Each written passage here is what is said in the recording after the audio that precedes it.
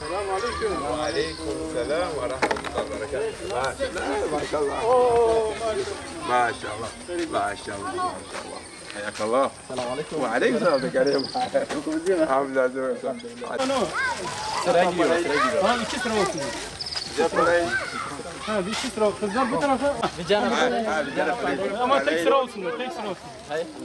Maşallah maşallah. Selamünaleyküm.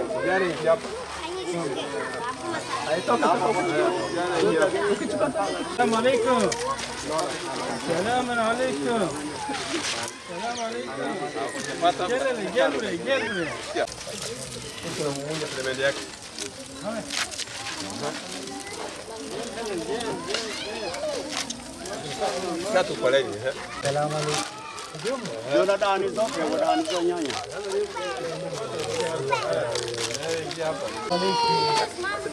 Waalaikum salam ya.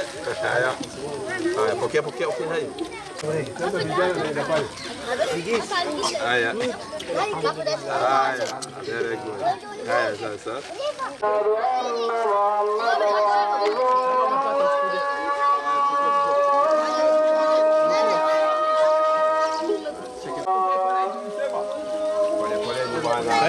Ve.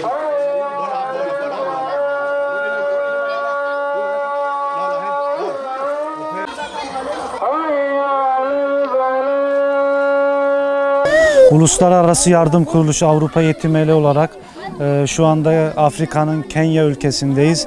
24 saate yakın süren bir yolculuğumuzun ardından Garissa şehrinin bir köyüne geldik ayağımızın tozuyla. Burada tabii köyümüze gelir gelmez burada çocukların yoğun bir ilgisiyle karşılaştık. Allah nasip ederse inşallah bu köyde de ve diğer köylerde de projelerimizi yapacağız. Burada ilk hedefimiz burada kalıcı projeler yapmak. Örneğin işte her eve bir keçi projemiz var. Bu her ev bu keçiden faydalanacak inşallah.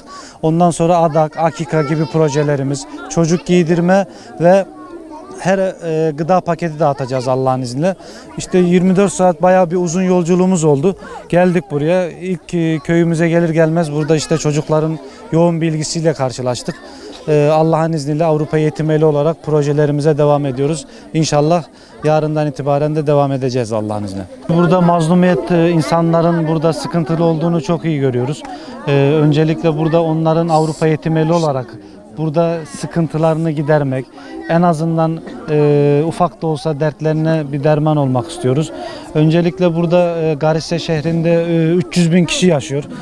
Onların burada hem su sıkıntısı hem mescit sıkıntısı, çocukların okuma konusunda sıkıntıları var.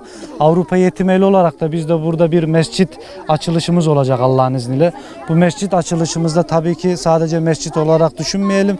Çünkü bu mescitte çocuklar ayrıyetten okul görevi de görüyor bu mescit. Bu okulda hem normal okul görevlerini görüyorlar hem de dini eğitimlerini alıyorlar burada.